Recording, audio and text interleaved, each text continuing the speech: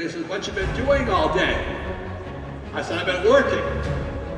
I said, how much is Mike's father paying me? I said, nothing. I work for free.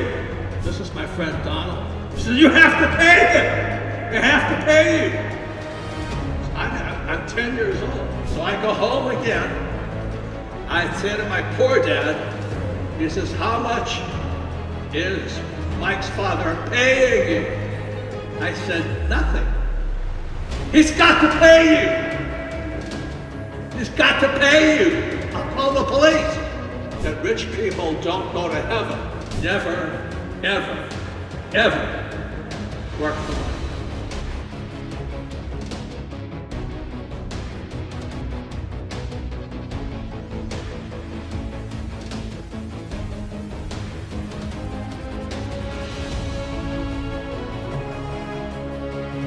Ladies and gentlemen, please welcome to the stage the author of the global bestseller Rich Dad Poor Dad, a successful investor, entrepreneur, and renowned expert in financial literacy, Robert Kiyosaki.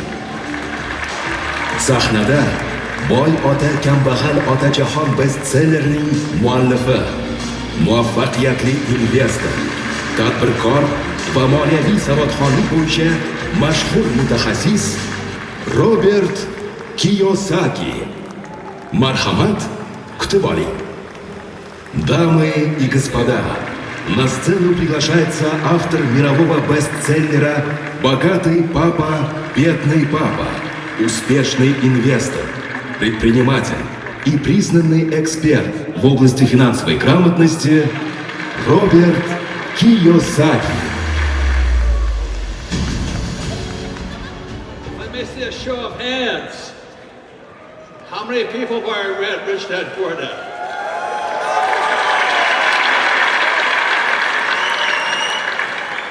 And who has not yet read this book? Thank you. There's still some customers out there, so thank you. For the last 2 years, I have one of the most famous investors in the world. He lives in Singapore. His name is Jim Rogers. And he always talks about Uzbekistan. And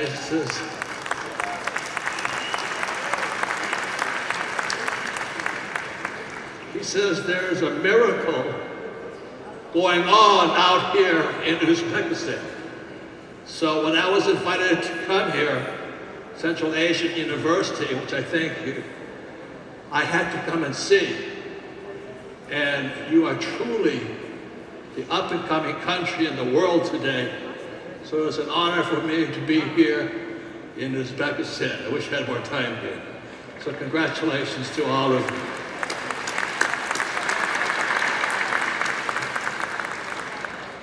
So I'll give a little bit of background on this book here. It's a true story. I grew up in Hawaii. I'm fourth generation Japanese American. That means I don't speak Japanese, I speak English. In fact, when I took Japanese, I flunked Japanese, I flunked Spanish, and I flunked French, and I flunked English. I don't do well with language, but I do speak the language of money. But anyway, this story here about my rich dad and my poor dad. My poor dad was an academic, very smart man. For Japanese, very tall, 6'4". I'm the smallest man in my family. And my poor dad went to Stanford University, University of Chicago, and Northwestern University. He had a PhD. And I used to say to my dad, PhD, what does that stand for? It stands for poor, helpless, and desperate, PhD. And the reason is no matter how many college degrees he got, he was always poor. So as a little kid, for some reason, there was two schools. One school on this side of the street and one school on this side of the street. And this side of the street was for the rich kids. And I don't know how I got into the rich kids' school, but Hawaii, in Hilo, Hawaii, our primary crop was sugar. And so most of my friends worked for the sugar plantations.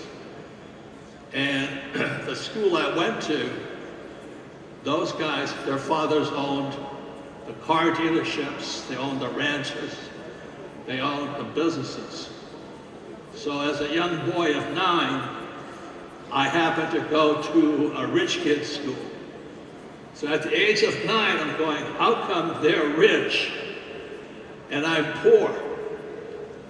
So I was asked the question again. So I'm 9 years old, and I said, how come they're rich and I'm poor?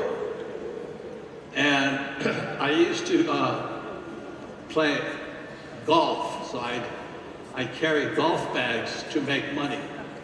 So back then I got $1 for one golf bag for 9 holes. So that's how I made my money. But what really hurt me was I'm at the country club. My classmates are having lunch in the country club. And I'm sitting in the caddy shack with the caddies. And again, I go home to my poor dad and I say, how come I'm in the caddy shack and my classmates are in the clubhouse, in the country club? So my poor dad says to me, well, if you stay in school, you get good grades, you study hard, someday you'll be in the country club. So I said to my poor dad again, I said, but Dad, you went to the best schools in America, Stanford, University of Chicago, Northwestern, and you're still poor. Why? And so my mother gets all upset. She goes, son, if you love money, you won't go to heaven. I said, what? So she was giving me some religious idea that rich people don't go to heaven. I go, this is crazy. So finally, my poor dad says to me, why don't you go talk to your best friend's father, Mike? And I said, why?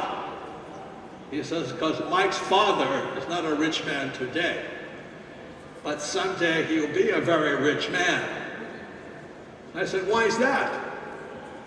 He says, and Mike's father never went to school because his father, Mike's father died, and he had to take over the family business. It was a little store.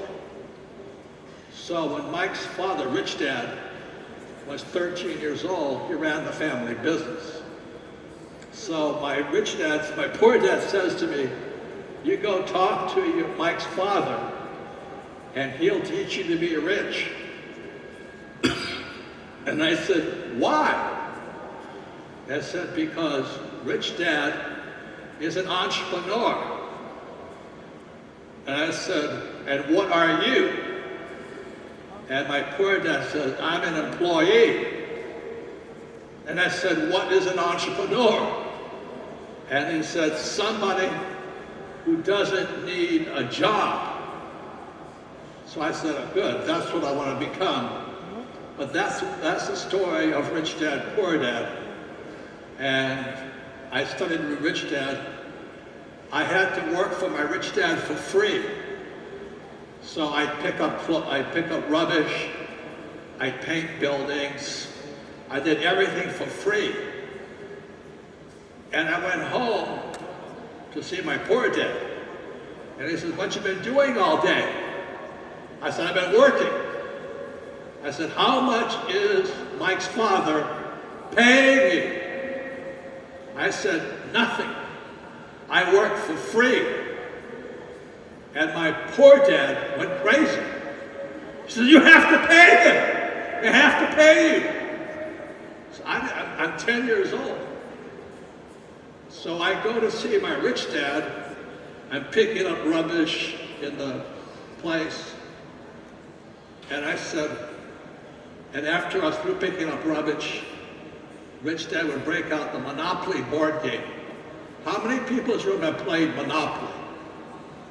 Very good, great game. So I play Monopoly with him, and rich dad starts teaching me about investing. So I go home again. I say to my poor dad, he says, how much is Mike's father paying you? I said, nothing. He's got to pay you. He's got to pay you. I'll call the police. So I go see my rich dad, and I say to him, how come you're not paying me any money? And rich dad said, as if I pay you, you'll think like an employee. Never, ever, ever work for money. The moment you start accepting money, you think like an employee. So I go to my poor dad, and I tell him that. And my poor dad says, but you have to have a paycheck. And I said, well, rich dad says no. But that's where rich dad, poor dad started. So I don't have a paycheck. And that's why I'm a rich man. Because I don't want a job, and I don't need a job. I create jobs all over the world. So that's how Rich Dad, Poor Dad started, and I'm honored that you're here. One more thing is that in 1965, I went to school in New York City. And in New York, I went to military school. And at military school, we're required to read this book here by Marx, called the Communist Manifesto. So as a military school, I'm studying Marx, and I realize my poor dad is a Marxist. Oh my God. And then my family are communists. And my rich dad was a capitalist. So that's how I started to learn and make changes in my life. I wound up going to Vietnam twice. I was a Marine pilot, killed a lot of communists. But I fought communism for most of my life. So when I was told I was going to come here to Uzbekistan, you of all people know what communism is like. You've had to live under it.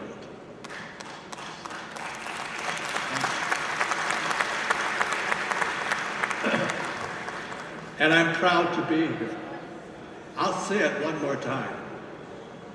One of the smartest investors in the world, his name is Jim Rogers. He lives in Singapore. He's an American. He's a good friend of mine. But when he says you've got to come to Uzbekistan, because this is the new country coming up. So that's why I'll just say it again, I'm honored to be here. I am very honored to be here. So thank you all very much.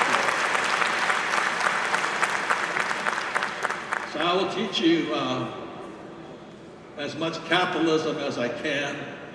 Because I read this book here, the Communist Manifesto, I wrote this book here. It's called the Capitalist Manifesto. I read this, it's how to be a capitalist, because I'm a capitalist. Capitalism has many problems. Number one problem with capitalism, It's unstable. It's not stable. It's not like communism. Second, it's not fair.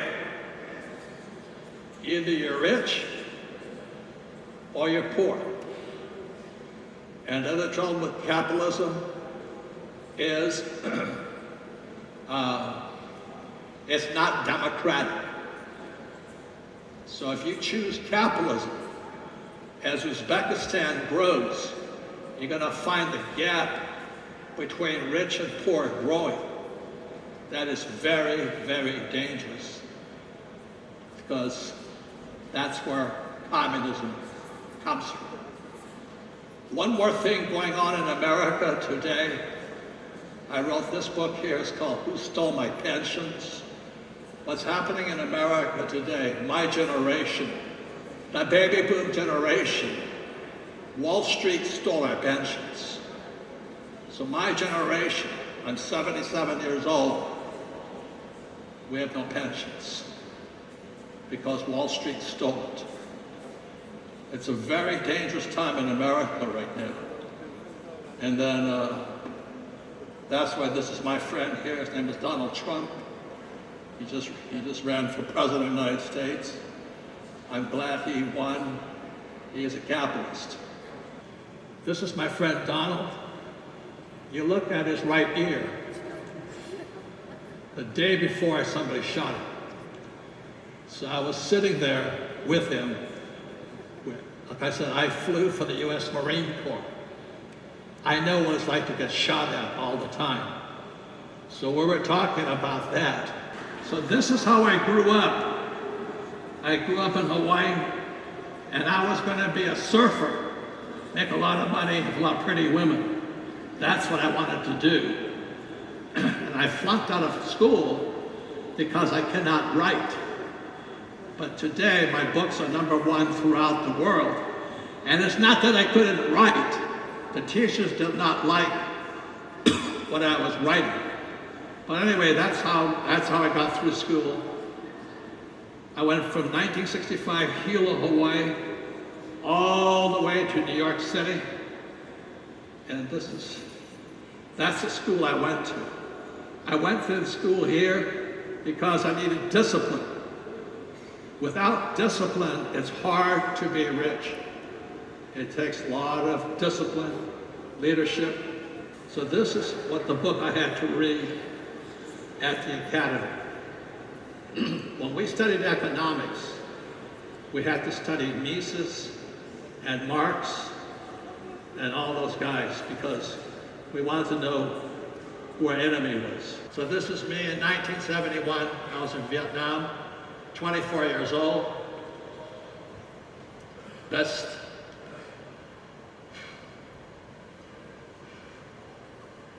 the gunship I flew. It was the most feared weapon of the Vietcong. I loved it. I had a great time. So I studied this book here. It's called The Grunch of Giants. It's called Gross Universal Cash Heist. It's written by Dr. R. Buckminster Fuller. It's how our banking system steals our wealth via our money. This is Dr. Buckminster Fuller. That's a geodesic dome. I studied with him for 3 years. Very smart man. It's about how the monetary system works. That's me with Bucky Fuller back in '83. Very good man. Jesus. So this is what they're teaching you in school today. Go to school, study hard, get good grades, get a job, pay taxes, save money, buy a house because your house is an asset, and invest for the long term in a well-diversified portfolio of stocks, bonds, and mutual funds and ETFs. I don't do any of that. I'm not saying you shouldn't do that, but I stay out of the stock market. I want nothing to do with it. I want nothing to do with the banks.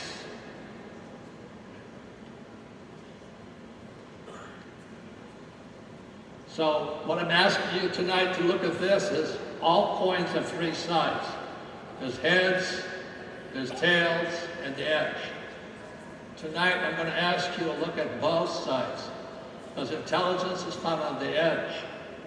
If I'm correct and we go into a crash, I want you to get richer. If we go down, I want you to get rich. I like that guy there. You get it? When we crash, it's the best time. It's the best time. So I used to play this game here, and that's how I learned about money. Today I play Monopoly in real life.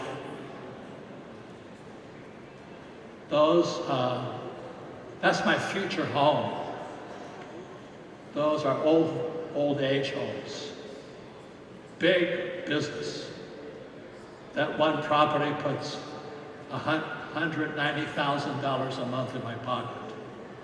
It's big business, I love it. So getting old is good. And then, that's my hotel. It's Arizona Biltmore Hotel. I own the ground to it. These are, so if you play Monopoly, it's 4 green houses, red hotel. This is lithium. This is in Canada. Lithium is used in every battery, all the electric vehicles. So that's what it is. The beauty of this lithium is above ground. And it's only 8 miles away to the nearest train yard. So we put $20 million into this deal, and it's worth about $20 billion. So that's how money is made. So that's the fast track. But I have to open my mind to operate there. Next slide. That's my oil well. Next slide. Gotta go back to my cattle. I want to see my cattle. There. Those are my cattle. Now. So this is the best part, because a lot of people don't like me killing the cattle. I don't kill the cattle. These are Wagyu cattle. They're young bulls.